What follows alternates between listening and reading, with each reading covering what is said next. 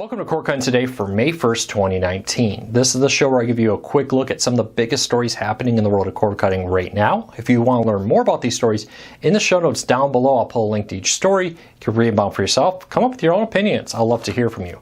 If you're new here, hit that subscribe button, hit that thumbs up. It really does help us because it lets YouTube know you enjoy what we're doing. And hopefully we can help you break free from the high-cost cable TV and still watch the shows you want to watch. Well, there's been a lot of news in the past 24 hours or so let's dive right into it today. Right off the bat, Nick Jr., Nick, MTV, Spike, Comedy Central, yes, Spike, I'll get to that in a minute, are now live on Pluto TV. This was announced on Monday. We were at the Viacom press event for it. A lot of big news, but all 14 different channels from Viacom are now streaming on Pluto TV. These are both on demand and a curated stream of channels like you find on Pluto, and it's a ton of content. Now, Spike is back. I've got so many emails and comments nastily saying, Luke, Spike isn't Spike, it's now Paramount.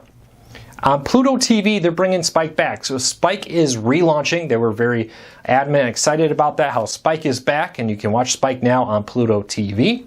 So good news, Spike is there. In the story down below about this, I have a link directly to the Spike channel if you don't believe me. So for everybody who emailed, that's the explanation why we listed Spike on that post. But good news, Pluto TV added a ton, and the Zoom streaming service, which is very similar to Pluto TV, also added a ton of channels, including a This Old House channel and more. So I'll put a link to both stories down in the show notes. A lot of news today.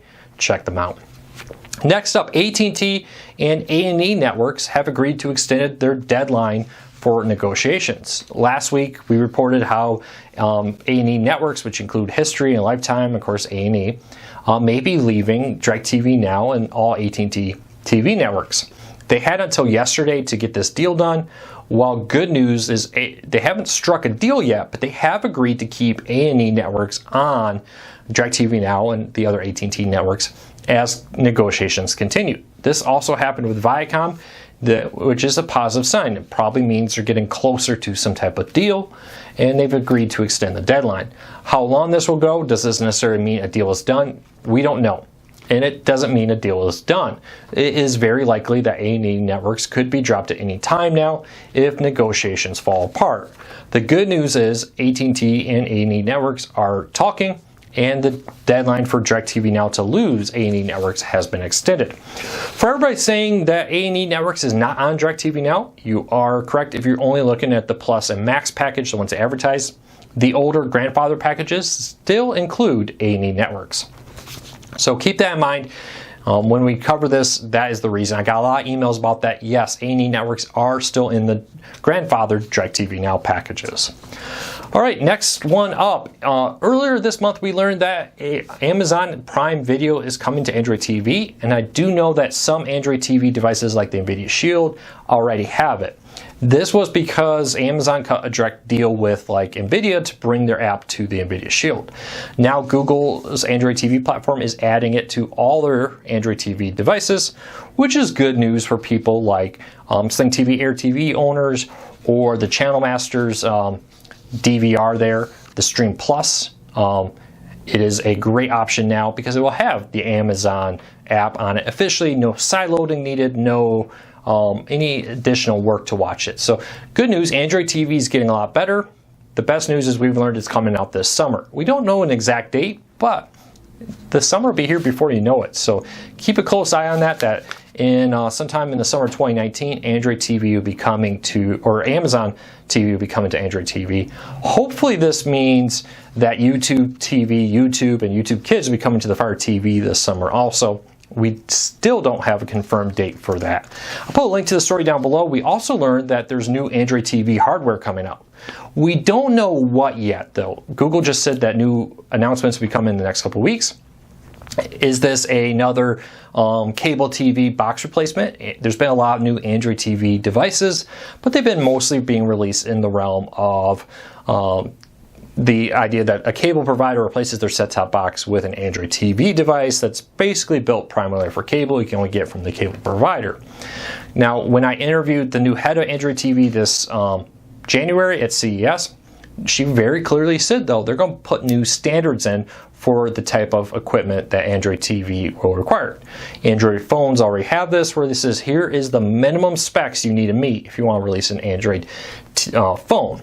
Well, it sounds like they're doing the same thing with Android TV. So hopefully we're going to get some new, more budget-friendly Android TV devices that will be more on par with the Fire TV or the Roku in performance quality and maybe pricing.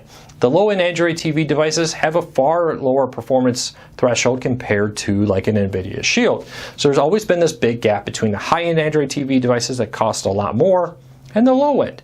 It seems like Android TV wants to set some standards for the low end devices. Hopefully we'll get some news on that this month or in the next couple months. We'll have to wait and see what happens there. But new Android TV devices are coming. All right, next story up. Walmart's Vudu streaming service is likely to announce original programming today. So about noon Eastern today when I'm recording this, Walmart and Vudu have a big press event in New York City. It is expected that they will be announcing original content coming to Vudu. Vudu is a Amazon or iTunes-esque video store where you can buy and rent movies. It also has a free on-demand section with ad-supported content, much like Tubi, Crackle, etc. And now it sounds like Walmart is investing in, quote, family-friendly and date-night type content, which is rumored to be coming to their ad-supported content. Walmart is using the idea that, hey, if we got original content, people will download Vudu. If they download Vudu, they're much more likely to buy content. DVD sales and more have been dropping, and Walmart seems to want to use Vudu to replace the lost revenue from DVD sales. DVDs used to be a big part of Walmart's store. I don't know about your Walmart, but my Walmart remodeled recently, and the section for DVDs has shrunk, it feels like. Music is almost non-existent now in my local store. So it seems like Vudu is the way Walmart's moving to try to offset that loss.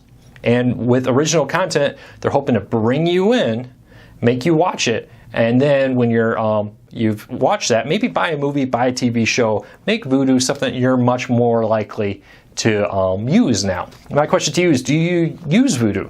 They have a pretty decent lineup of free ad-supported content. The service is very nice. It's on many devices now.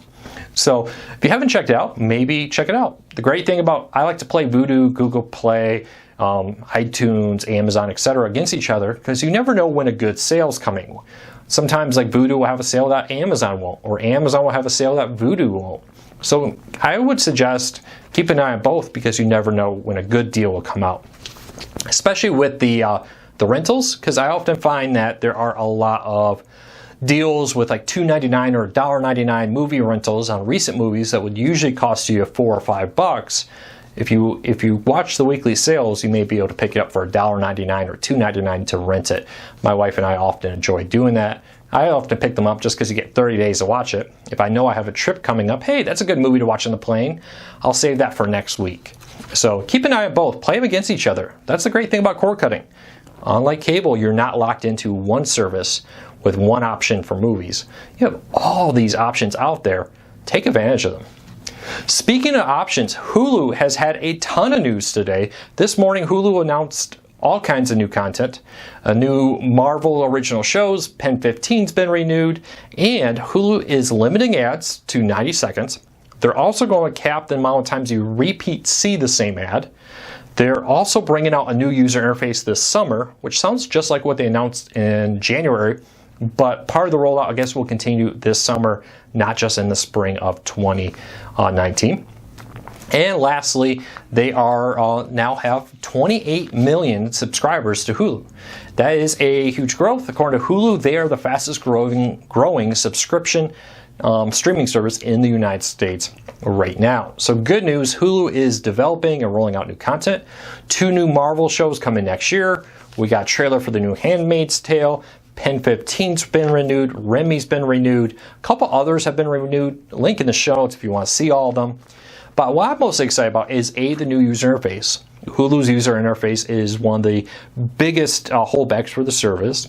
They got a traditional grid guide coming. It's already live on some. They're going to continue to roll that out. They also are rolling out a new user interface where instead of just like you scroll and you see one show at a time, they're going to go more of a Netflix-esque interface or an Amazon Prime where you have all kinds of tiles across the screen. As you scroll, you can see, 8, 9, 10 shows or movies at once on a screen. I absolutely love this because I find Hulu has a great lineup of content, but not a lot of people find it because it's so hard to dig down. So to see Hulu come up with a new user interface to address that, to make discovery of content more important or more easy to access, I think it's great. Hulu has a new team doing it, led by a former TiVo executive. So it's great to see Hulu getting some fresh blood here. I don't think Hulu's user interface is as bad as some people say, but it definitely could be a lot better. So that's good news that they're going to develop that and address the main concerns people have. They started addressing them last year. Now they're going to, with the previous staff, now under new leadership, they're going to continue to address it going on into the future. The two new Marvel shows are Marvel Ghost Rider, and Marvel Hellstorm are coming in 2020. We don't have any trailers at this time. They just showed like a cartoon-esque image. Link in the show notes if you want to read more about them. So I'm very excited about the fact that Hulu has hit 20 million subscribers. That's good news because with size comes better advertising, which means when there's more people there, advertisers are more willing to pay. When advertisers are more willing to pay, they're more willing to do things like keep your Hulu price low, like the $5.99 price cut they recently did. 2, that means that content creators are more willing to bring their content to Hulu because there's a bigger audience there. So there is something to say about size. When you're trying to strike deals for content and you're trying to strike deals for advertising, advertising keeps subscriber costs down. So I'm very excited to see that happening right now. I'm very excited about the new content they're announcing. We got updated trailers for Catch-22, The Handmaid's Tale, and many others. Make sure you check out Hulu's YouTube page for all those videos. My question to you is, how excited are you about Hulu? Are you a Hulu subscriber? Do you like the user interface? Are you excited for the new user interface? What would you like to see in the new user interface? I do have links to the posts where you can see images of the new user interface out there, so check that out. Well, that's it for today. We have tons of news still coming out today. Keep an eye on corecarsnews.com. Don't forget tonight, I should say. My days are all screwed up after the trip. I will be live on YouTube right here answering your core card related questions for about an hour. So check that out. Hit the subscribe button, hit the notification bell, and about 8 p.m. Eastern tonight on YouTube, we'll be live answering your core card related questions.